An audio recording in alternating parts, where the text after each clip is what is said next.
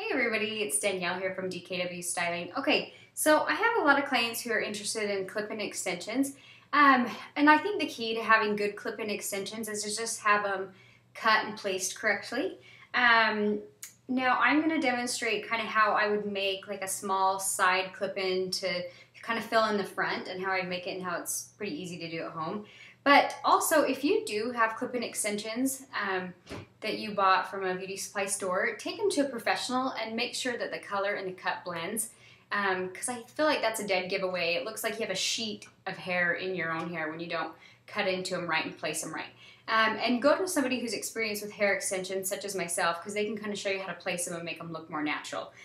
When I custom make hair extensions, my opinion on them is kind of, instead of having, a lot of times you'll buy the clip-in packages and you'll have like, 6 to 10 pieces that you're supposed to figure out how to clip in and make it look good.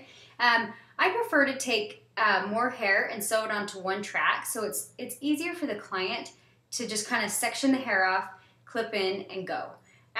So anyways, I'll show you a full track that I've created that I custom made for myself. I do have hair extensions in, but sometimes if I want to add a little bit more hair length and fullness, I'll add that in. Okay, so I grabbed this track that I've kind of already pre-made. I wanted to show you. You can get these little clips right here just at Sally's Beauty Supply. And what I do, like, I prefer hand-tied hair. And for those of you who don't know the difference between, say, hand-tied and machine-tied hair, so I'm going to show you really quick. This is hand-tied hair. See how fine the weft is up top? I personally prefer hand-tied hair. I feel like it's a little bit finer strand of hair, but I feel like it's better quality. It doesn't shed as much and it lasts a little bit longer and that kind of thing. So this is a micro machine type, and you can see the weft is just a little bit thicker. For clip-ins, I'm not as picky, to be honest, because you're not wearing them day in and day out, so the quality of hair doesn't have to be as good as actual hair extensions, in my opinion. The brand of hair that I prefer is Boheme hair. So anyway, this is a track that I made with hand-tied hair. I'm just going to show you really, really quick. So see how I have like multiple pieces sewn together instead of having like a bunch of like individual pieces that you have to clip in everywhere. So this is like a track that I made for myself. It's actually, the hair is a little bit blonder, and sometimes I'll go in and I'll kind of pin it in under my hair extensions just to create a little bit more length and fullness. And I like that it's a little bit lighter because it kind of looks like I have highlights that peek through. Okay, so like I said, I'm just going to be making a small clip-in piece for the side, and then I'm going to show you kind of how I put it in the hair, the best way for it to hold all day without it slipping out. Anyways, you'll need one of these little clips. Like I said, I think you can just get these at Sally's. And then this is a piece of hand-tied hair, but like I said, I like to kind of double it up. Instead of making multiple clips, I'll put more hair on one clip. So anyways, I've gone in and I've kind of folded it to the length I want. And you can kind of see I'm just going to like sew the little clippy on there. You can get thread and needle at Sally's Beauty Supply store. This is what the thread looks like. And then you'll just get a curved needle and kind of sew it all together. So anyways, I'm going to get started and I'll come back and kind of show you how I do it. Okay, you guys, I'm back. I kind of got started. I'm just going to show you really quick. So I have my clip, and I just centered it on the section of hair that I'm going to put it on. It's okay if you have like a little bit coming off the edges. When you put it in, if that kind of flips out weird, you can always cut the edges. With hand-tied hair, I will say, if you ever cut the edges of hand-tied hair, you have to dab a little bit of super glue on it or it will continue to shed off of the weft. So what I've gone in and done is I just tied a little knot around there. Make sure that your little clippy is facing outwards so that you can clamp it onto the hair correctly. And then I'm just going to kind of show you the best I can in my little computer camera at home. But I just literally like kind of loop in there, like in between the comb of the clip, I guess you could say.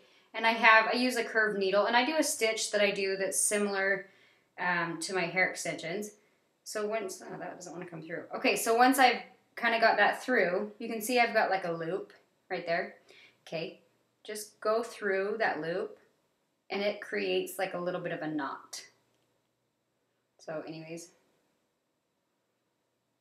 that kind of gives you like your first stitch.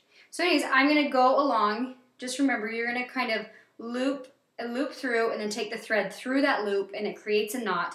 Kind of take that all the way across the whole comb of the little clippy, tie it off on the very end. There's like a little, I don't know, like a little hole there you can see. Make sure you just do like a double knot, dab some super glue on it. And then like I said, if you want, you can kind of tie down these edges better. You can cut them off, whatever you decide to do. So I'm going to go ahead and finish this clip, and then I'm going to just show you how you would place it in your hair so that it looks really natural and so that it'll stay in all day without slipping. So honestly, this usually only takes me like maybe 5 minutes to sew one of these together. So they're pretty easy. And if you've had hair extensions before, just use some of your leftover hair. And people are like, if you have hair extensions, why are you clipping in hair? I'm like, more hair the better. But honestly, I feel like sometimes, like with my hair extensions, I don't want a ton of hair 24/7 because I just feel like I have a mane of hair. But sometimes it's fun when you're getting all dressed up and you want like lots of hair. I kind of look like I have a mane of hair today because I did my signature beach wave hairdo. Oh, I have to tell you, so watch my messy beach wave. I use this curling iron. It's pretty decent. It was 20 bucks from Target. When I did my little tutorial on messy beach wave, I wrapped the hair going forward, and this time I wanted to try it a little bit different, so I wrapped the hair going backwards. So it kind of creates a little bit different look. You can kind of play with it. Like, just notice which way you're directing the hair when you're wrapping it either around your curling wand or your curling iron, because it'll create a totally different look depending on which way you wrap it. So anyways, I just was telling you about my hair today, but I'm going to go ahead and finish this clip now. Now I am going to leave, I know I said you could cut off some of the ends if you wanted. I am going to leave some of those ends because I want that width of the hair. Sometimes I'll make a clippy and I'll put 2 clips next to each other. But this one I only wanted to do one because I just wanted to do kind of a quick video. But if you have enough room for 2 clips, you could always do one, you know, like 2 or 3 clips. Or like my whole row here, you can see I kind of spaced them out. I only have 4 on this one. This one I kind of made in a hurry. I'd probably add a couple more clips in between. I usually do 4 to 6 clips on a whole track of extensions, but if you're just doing a small one, you know, like 1 to 2 is fine. So, like I said, if you do have clip-ins and you never wear them and you're like, I paid like $100 for these clip-ins, I never wear them. Give them another shot. They just probably need to be cut into a little bit better. So anyway. Okay, you guys, I finished my little clippy, and honestly, like when you get done, it's important to, I don't know if you can see that very well. It's important to, like where you started the knot, just kind of dab, like this is just super glue, but just dab like a tiny bit of super glue on each end. Make sure obviously the super glue is dry before you actually pin it in your hair. But anyways, okay, so voila, there is like a really simple little clippy, and I'm going to show you how you put it in so that it will last all day. So I'm going to show you how I would put it in. Just cut you. These are like my bangs I've been like growing out, I swear, for like 2 or 3 years, and they're slowly but surely getting there. But I kind of want to just like fill in that gap a little bit. So I'm just going to kind of show you. Now you can kind of cheat a little bit when you have hair extensions. See how I have hair extensions and there's the first bead? You can actually just like, if you have hair extensions, you can kind of like clip it right onto there. And then see, I just clamp that down. Obviously, I'm going to curl it so it blends with the rest of my hair. Oh, another trick that I do with these, like, okay, so I have the ombre color. A lot of times with my clippies, I'll paint the roots darker. They hide better because then you don't have like this bright blonde clippy showing through. So anyways, I got that kind of clipped in and placed. And then obviously I need it to blend with my real hair, so I'm going to curl a little bit. But I'm going to just show you how quick and easy that is and how much it just kind of fills in the front.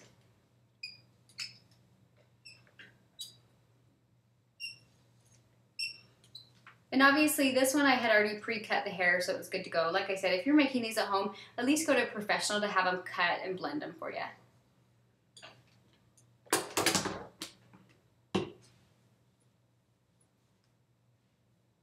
Okay, so anyways, you can kind of see like almost instantly how well that just like fills that space in, and kind of I can tuck my bangs back and it gets it to blend really, really easy. So if you don't have hair extensions, I'm going to show you what I typically do to put the clip-in extensions in so that they stay all day. So you want to take like your rat tail comb and just kind of section the hair off wherever you decide you're going to put it. And then what the trick to getting it to stay all day, like take that section of hair and tease it really, really good. And then actually take, I don't have any hairspray by me, but take hairspray and spray that section where you teased it really, really good. And then clip it onto that section. So just literally like put the clip right on, snap it in. And it will stay so much better versus just clipping it into your hair. So a lot of times my clients will tell me that their clip-in extensions just slip out and they're out and about and all of a sudden they have this clump of hair coming out. So anyways, that is just a trick. If you don't have hair extensions, you don't have something to actually clamp it onto, just make sure you tease it, a little bit of hairspray, and then stick the clip in there. So anyway, I hope you guys enjoyed. Make any comments or questions if you have any questions or anything, or where I get my supplies and things like that. I love this oil. This has nothing to do with clip-ins, but I just started trying. It's an argan oil, and I really like this for hair extensions or regular hair. But this is a good one. I put this on my extensions, and it kind of hydrates and conditions it really, really well. So anyways, that's my little product of the week that I'm liking. I will see you guys next time. We're also going to be posting some quick summer updos and things like that are kind of fun to watch. Also, subscribe to my YouTube channel if you want to see some more fun styles, things about extensions, coloring, things like that. Anyway, thanks for watching. We'll see you guys next time.